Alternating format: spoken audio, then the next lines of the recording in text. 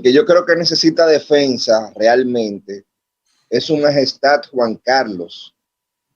Y me gustaría aprovechar y hablar de ese señor, porque aquí en República Dominicana y en Latinoamérica hay a veces unas ideas sobre lo que debe ser la democracia, sobre cómo deben de funcionar las cosas. Y no sé si ustedes recuerdan aquel ¿por qué no te callas?, donde ese señor de manera insolente al presidente Hugo Chávez Frías lo mandaba a callar. Y yo me acuerdo cómo hubo aquí personas que hablaban de la intolerancia de Chávez, que no dejaba hablar en la cumbre, y cómo este rey, que había sido uno de los gestores de la democracia española y de la transición de la democracia española, le estaba recriminando eso a Chávez. Ha resultado un ladronazo. Avasallaba. Y recuerdo que ese es el supuesto prócer de la democracia española, que no es prócer nada, porque hubo, si bien hubo un intento de golpe de Estado, él no tenía de otra, como se le ha demostrado, y hay muchas investigaciones que señalan que inclusive él dudó, porque a él se lo fueron a plantear lo del golpe de Estado, y él duró unas horas callado, entre si lo hago o no lo hago. Lo que pasa es que el contexto internacional había cambiado. Pero ese señor, después de esa intromisión en esa cumbre, porque en esa cumbre lo que pasaba era que José Luis Rodríguez Zapatero, cuando Chávez estaba mencionando vagabunderías que había hecho el señor Aznar, Zapatero de una vez fue a defenderlo y le dijo, aunque estemos en las antípodas, él fue presidente del gobierno español y merece respeto. Pero no era eso lo que estaba diciendo Chávez. Lo que estaba señalando era prácticas corruptas en la cual se apoyaban empresas españolas para intervenir en América. Yo recuerdo muy bien cuál fue el conflicto. Resulta que el rey, que se indignó tanto, el primer problema que tiene es que en Arabia Saudita había que hacer una obra y él utilizó sus influencias precisamente para que se le dieran a empresas españolas de manera irregular. Pero lo bonito no es eso. Lo bonito es que recibió una suma de casi 100 millones de dólares en un banco en Suiza, producto precisamente de esa intervención a favor de Arabia Saudita, y lo recibió del gobierno saudí y nunca supo explicar eso. Conjuntamente con eso, era un gran cazador, pero no de un animal que se moviera rápido, no, de un elefante que está en peligro de extinción. Y lo encontraron cazando en África elefantes que están en peligro de extinción. Y ese señor, que aquí lo ponen como vuelvo y repito, lo ponían como uno de los padres de la transición democrática española, como un venerable, resulta que tenía todo ese historial que estoy mencionando detrás, de intervención de manera corrupta para que se dieran cosas, que no pudo explicar esos 100 millones de euros, y que vuelvo y repito, entre las barbaridades que le encontraron, era ir a cazar elefantes a África. Cada vez que se escapaba, déjame matar un elefante, un animal que está en peligro de extinción, un animal. Yo creo que no vale la pena ni analizar cómo este hombre, en un país que te habla de medio ambiente, te iba a matar elefantes, escondido a África. Entonces, ahora ese prócer de la democracia, saliendo corriendo a lo que pasa en España, ha escogido República Dominicana. Uno se siente bien porque cojan el país de uno, porque lo que le señala es que nuestro país tiene toda la belleza natural y tiene, como dijo Euclides Gutiérrez Félix, muchos elementos que exportar. Él de manera jocosa se refirió a las mujeres, que aquí lo sacaron de contexto en el país, pero ciertamente un atractivo es nuestra gente, ya no sean hombres o mujeres, nuestra gente, la calidez humana que hay en República Dominicana y la belleza de las playas y el clima. Lo cierto es que al parecer veo muchas personas hablando de que él escogió este destino. Aquí no ha sido nuevo que las personas que hagan elementos allá encuentren nuestra belleza refugio. Ustedes recuerdan el señor Batista, Fulgencio Batista, cuando hizo su desastre en Cuba, fue aquí que vino a parar. Igualmente, creo que Machado salió huyendo de Cuba, vino un principio para acá y después se fue. Y tengo entendido que hubo varias figuras de esas de Guatemala que también vinieron para acá. El tema es que yo quería reflexionar eso, por cómo a uno le ponen los emblemas y cómo españoles vienen a uno a hablarle de democracia, y la constitución que nosotros tenemos del 2010 está inspirada en el constitucionalismo español, que por defecto no puede ser más democrático que el constitucionalismo dominicano, porque de entrada tiene un rey, algo que a mí no hay forma de que me entre, eso de monarquía constitucional que termina generando un estado democrático de derecho. A mí no hay quien me lo explique.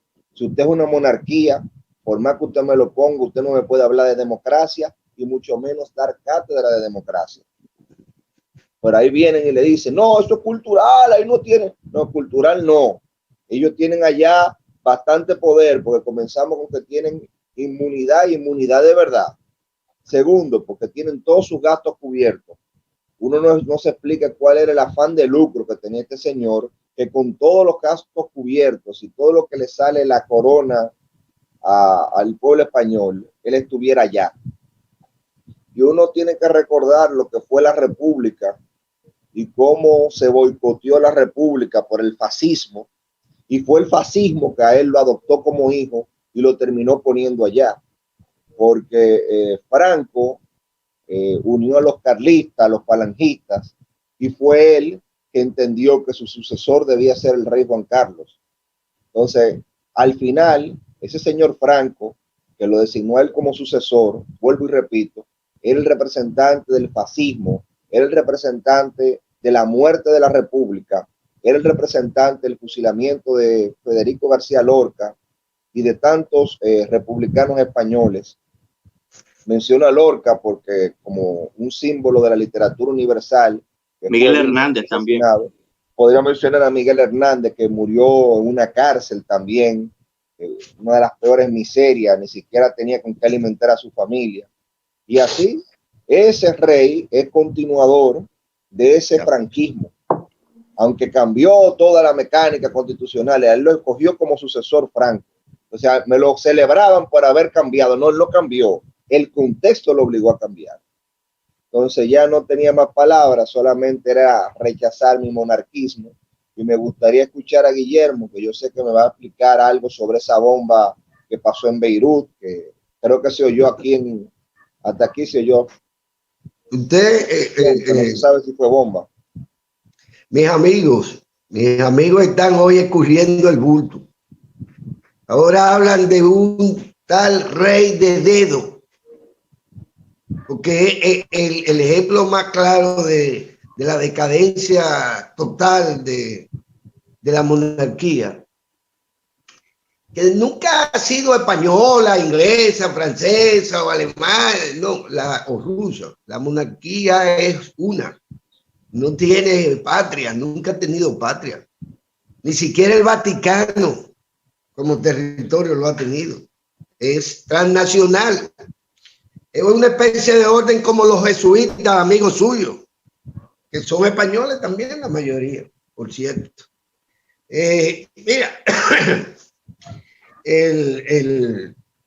la monarquía que ellos representan, me refiero, este señor, el rey de España, que merece el respeto que merece, siempre y cuando sus súbditos, que es como se conoce a los españoles, súbditos de la corona de este señor, es la expresión más clara de la degeneración de una clase social que no debió haber existido ya en la humanidad, porque es una aberración como tal. Es decir, es hablar de democracia y es hablar exactamente de lo contrario. Es decir, la monarquía es todo lo contrario a la democracia burguesa. A la democracia burguesa, que es de lo que se trata. Este señor es la expresión de lo más atrasado de la historia, junto con el Papa, pero lo más atrasado de la historia es este señor. Y a mí me da trepito si él viene aquí a Casa de Campo allá a morir. Y si lo hace no es porque le gusta el clima nuestro país, no, es porque es una vergüenza allá en España. Para su hijo el rey, para su hijo el rey.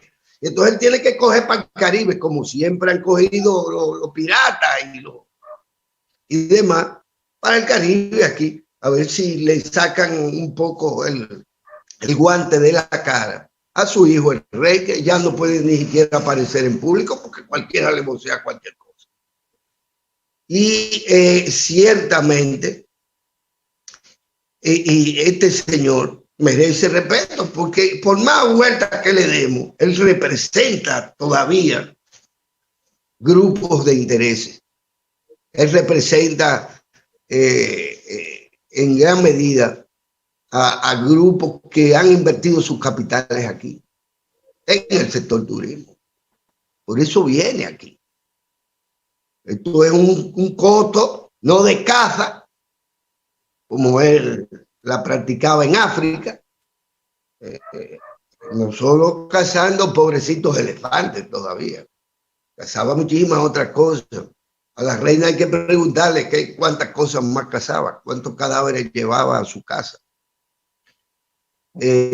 Yo por la monarquía siento desprecio, porque además se han comportado. Pero Guillermo, hay que decir una cosa importante. Y discúlpame que te interrumpa. No, para nada. Porque realmente, a la luz de lo que dice Sergio, de lo que ya Sergio ha planteado, de que está acosado allá, acosado por la justicia de aquel país, anda buscando ¿qué? Es impunidad. Se está muriendo, Ramón, ese señor. ¿Dónde me pueden garantizar impunidad? No, ese señor se está muriendo, Ramón.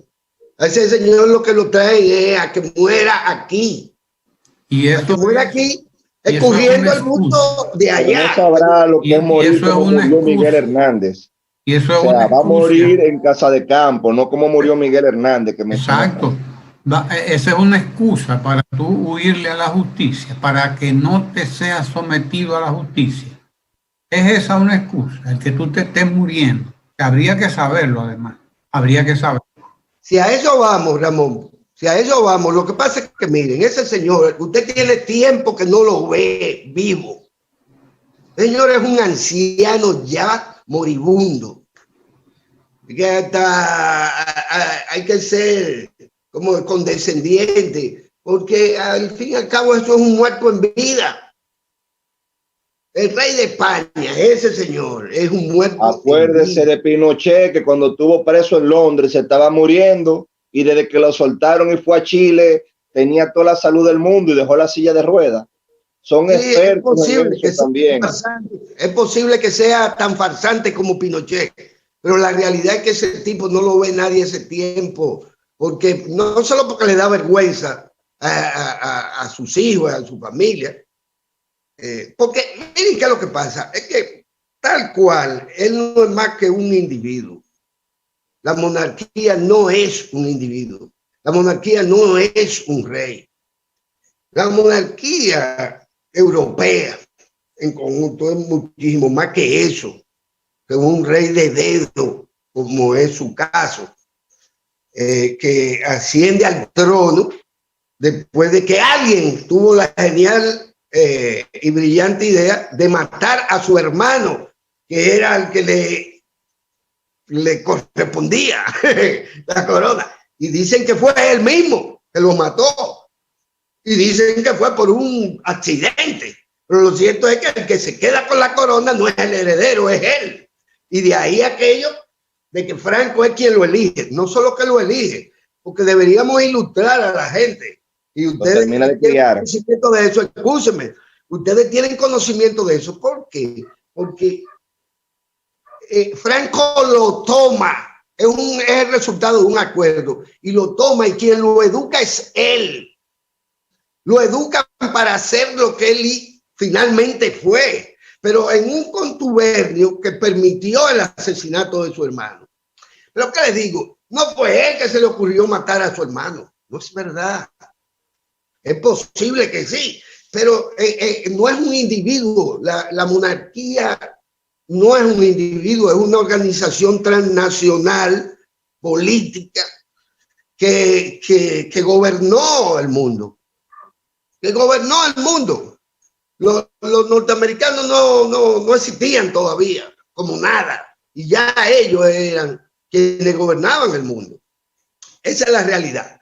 Por lo tanto, el tema no es el rey es la decadencia de una clase transnacional monárquica que es como la Iglesia Católica, culpable de la mayoría de las desgracias del planeta y de la gente que habita el planeta.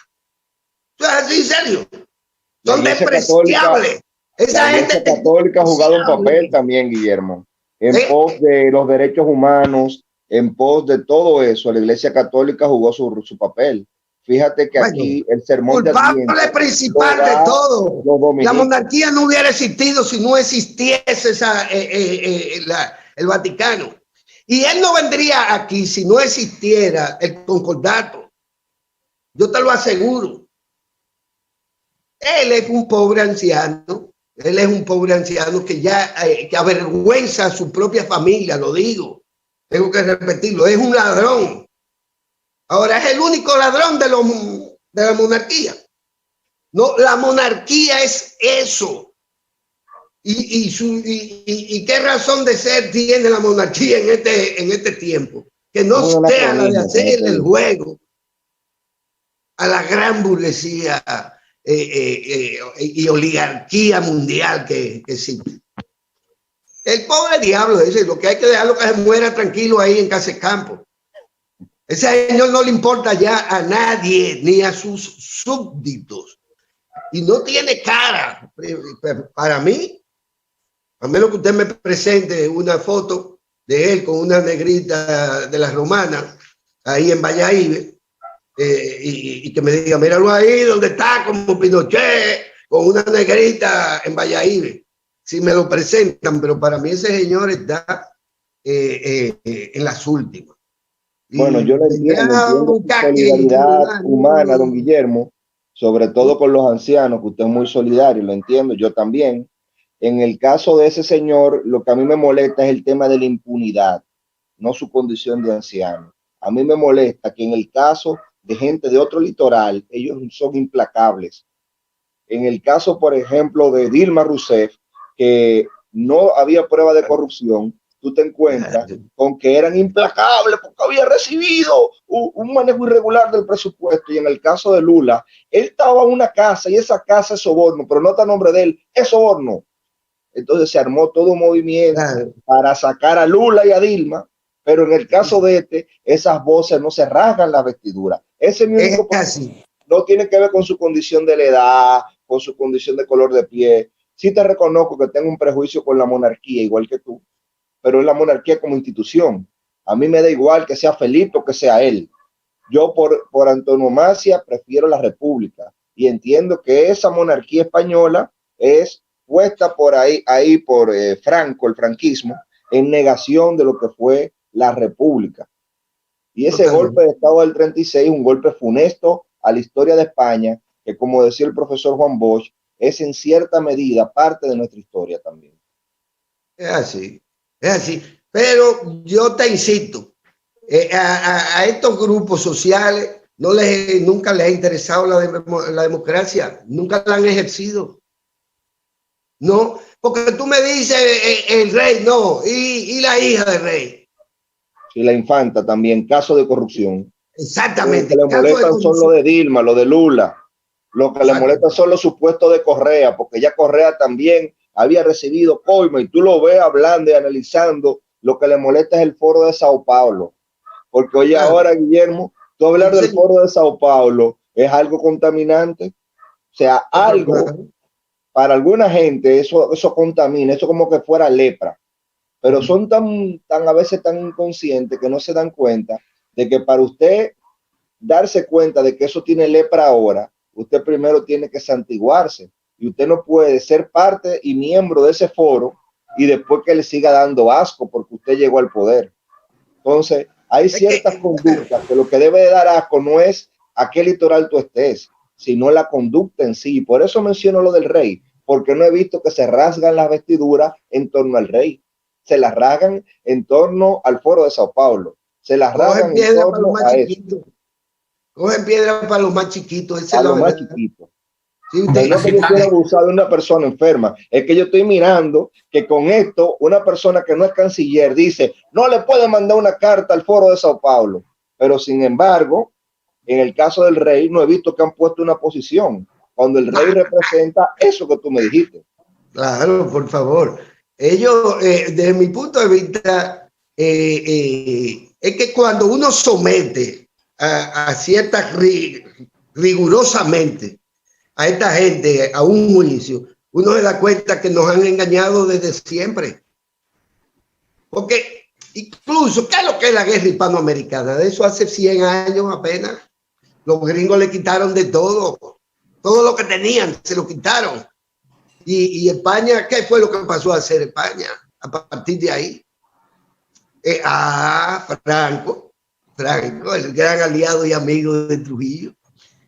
Y de todo, amigo hasta de ¿cómo se llama? De Hitler. Amigo hasta de Hitler. Aquí no hay espacio para la impunidad y la corrupción, déjeme decir. Aquí. Llegar a un lugar en donde ese rey va a tener problemas. Si aquí. Si es aquí no, sí, eso es lo que me han dicho. No, oye, ¿qué te han dicho? No es lo que nos han vendido en estos días. Eso fue lo que nos vendieron. Así que él a mal lugar. Pero déjeme de hacerle una pregunta a usted. A mal lugar vino él. Déjeme hacerle una última pregunta. Esa institución decadente, que es una institución decadente, pero que pactó. La burguesía pactó con ella. Con esa institución decadente, claro sí. Eso prefirió mantenerla ahí. ¿Me entiendes? Mantenerla ahí porque si yo puedo jugar a hacerme dueño del mono, ¿por qué no lo voy a dejar a la cadena a todos estos monarcas que se crean que ellos son la gran cosa? A todos. Y mantener esa institución, mientras yo por el otro lado puedo hacer lo que tengo que hacer. Entonces, para que esa institución lo refrende, entonces. Mire, usted iba a hacer una pregunta, señor Guillermo Ricard, porque se pasó el tiempo de ojalá por el día de hoy. Sí, bueno, pues ya despedirnos, pero en realidad, esta gente tiene un doble rasero. O un triple. Un doble rasero. ¿Y por qué mantienen viva a la monarquía? Sí, ella pactó. Pero ¿contra quién es que pactan? Y a propósito, Sergio, es contra los fueros catalanes de los derechos humanos. Es contra Cataluña. Mantienen a la monarquía y la han mantenido hasta ahora porque era la única manera de impedir que en la Cataluña la república emergiera como expresión de la sociedad burguesa española. Y por eso mantienen a Franco, y por eso Franco no se va, y esa derecha lo que pacta es que dejar a este mojiganga rey de España. Como tú señalas, Barcelona y Cataluña, pero hablo de Barcelona, fue el único lugar donde ha existido un gobierno anarquista en el caso de esos anarquistas que tomaron el poder en España, en esa región de España, Buenaventura Durruti, y ellos se decidieron aplastarlo, como tú señalas. Y la monarquía y el simbolismo de la monarquía jugó un gran papel en aplastar a ese anarcosocialismo. La república, dígalo duro, la república. La república por un lado, pero dentro de la república, uno de los grupos que se sumó, ya que Guillermo menciona Cataluña y Barcelona específicamente, fueron los anarcosocialistas. y un sindicato muy fuerte que tenían ellos allá. Así es. Miren, nos agotó el tiempo. Les invito a que se lean esta joyita nuestra. Ajá, ¿cómo se llama? No sé. El derrumbe. El derrumbe de García Godoy, claro. De García Godoy. Sí, Es una joyita. Una joya, sí, señor. Una joya. ¿Y por qué no hablan? Porque ustedes me están hablando del señor este. ¿Cuándo ha tenido ideología el señor Paliza? ¿Cuál es la ideología del PRM? Supuestamente centro izquierda y socialdemócrata. Estaban en el foro de Sao Paulo. Estaban en el foro que definían como centro izquierda. Están renegando del foro de Sao Paulo ahora. Y de ser socialdemócrata. Exactamente. Ahora le molesta el foro de Sao Paulo. Es que son, usted sabe qué es lo que son. Unos miserables lacayos. Por eso es que esta gente no se han leído ni siquiera a García Godoy. Ni han tenido nunca el nacionalismo de esta gente. De gente que se suponía que era gente de expresar mi solidaridad con lo que hizo Miguel Ferris Iglesias, que por lo menos intentó mantener esa coherencia cuando mandó la carta al foro de Sao Paulo. Él es coherente. De relaciones internacionales. Él es coherente. Ese señor es coherente. Muy coherente. Él y toda su familia, que no porque sean de San Pedro de Macorís, igual que mi papá, y fueron amigos de mi padre en su momento, toda esa familia. Son coherentes. Eso han tenido posiciones coherentes. Ahora, cuando usted vio a alguno de esos PRMistas acompañando a Peña Gómez en su esfuerzo por la Internacional Socialista, esa gente no tiene ningún vínculo con el nacionalismo democrático. Se nos agotó el tiempo. Déjeme ese tema ahí porque es muy bueno, además. Muy bueno y hay que saborearlo. Hasta mañana en un próximo. Ojalá no se mueva de ahí. Quédese con la mejor programación del Canal 4 RD. Gracias a Guillón Alfred y gracias a Sergio Pérez que está por ahí. Gracias a todos. Quédense ahí ustedes en el 4RD. No se mueva de ahí.